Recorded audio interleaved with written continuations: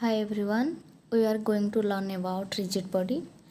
Rigid body को जानने से पहले हम बॉडी क्या है जानते हैं। बॉडी क्या है? बॉडी एक पार्टिकल समझो, एक पार्टिकल एक स्टेट से दूसरे स्टेट तक मूव कर सकते हैं, उसको हम क्या बोलेंगे? बॉडी, जो मूव कर सकती है एक जगह से दूसरी जगह तक। तो रिजिड बॉडी क्या है? The simplest form of body is known as rigid body. Rigid body क्या है? बॉडी का सिंपलेस्ट फॉर्म है। सिंपलेस्ट फॉर्म कैसे? देखो, मानते हैं हम एक हैंडकरचिप लो, जानो कि रुमाल, एक रुमाल है, हम इस पॉइंट से उस पॉइंट तक फेंकेंगे। हम जब थ्रो करते हैं उसकी ऐसे पाथ होगी, एयर के कारण वो दूसरी पाथ तक चला गया, तो ये कॉम्प्लेक्स हो गया ना। बट हम जब एक रिजिड बॉडी को फेंकते हैं, मान लो रिजिड बॉडी क्या है? सॉलिड बॉडी है। जब दूसरी पॉइंट तक हम फेंकेंगे तो ये पॉइंट पे आएगा। समझ रहे हैं ना? ये कॉम्प्लेक्स क्यों एयर के वजह से कॉम्प्लेक्स हो रहा है और ये नहीं हो पा रहा है, इसलिए हम सिंपलेस्ट बॉडी बोलते हैं। The simplest form of body is known as rigid body. The rigid definition of rigid body क्या है? The rigid body can be considered as a combination of large number of particle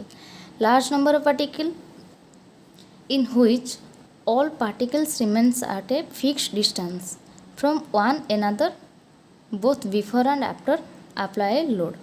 देखो, मानते हैं एक rigid body है, उसके अंदर बहुत सारे पार्टिकल होंगे। ये जब दूसरी जगह के जाएगा, यहाँ पर एक पाथ कंसिडर करेगा।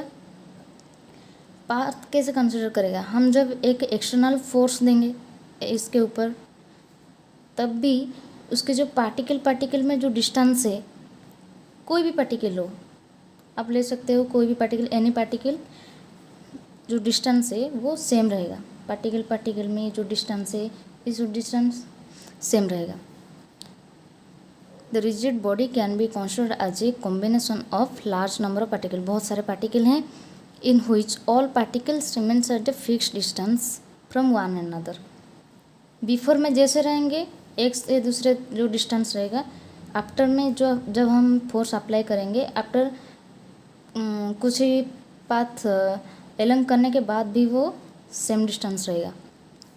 तो फिर उसका प्रॉपर्टीज़ क्या है कि material properties do not need to be considered will be covered in mechanics of material.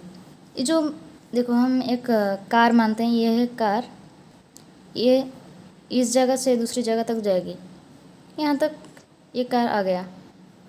क्या हम बोलते हैं कि कार का साइज़ कितना है? ये सब नहीं बोलते हैं ना। कितने पाथ वो कंसिडर किया है, पाथ डिफरेंस या डिस्टेंस कितना है, हम ये सब मानते हैं। तो मटेरियल प्रॉपर्टीज़ हमको नहीं चाहिए। The body which does not deform under the influence of force.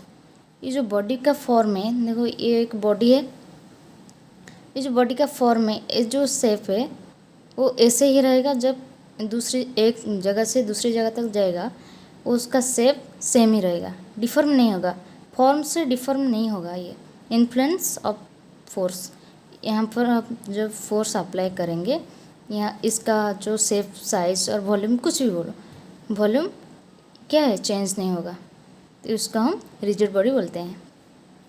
हम एग्जाम्पल एक ले लेते हैं। एग्जाम्पल क्या है हमारा? देखो, एक स्केल है। स्केल कैसे? ऐसे स्केल है, एक 1 सेंटीमीटर, 2 सेंटीमीटर, 3 सेंटीमीटर, 4, 5, 6 एक्सेट्रा। जब हम इसको फेंकेंगे किसी दूसरी जगह से फेंकेंगे, एक पॉइंट से दूसरे पॉइंट तक, ये जो 1 सेमी और 2 सेमी का जो बीच डिस्टेंस है, वो क्या चेंज होगा? क्या नहीं चेंज होगा ना। तो इसीलिए हम स्केल को सॉलिड फॉर्म में लेते हैं कि वो रिजिड बॉडी बोलते हैं। तो रिजिड बॉडी का एग्जांपल है एक स्केल।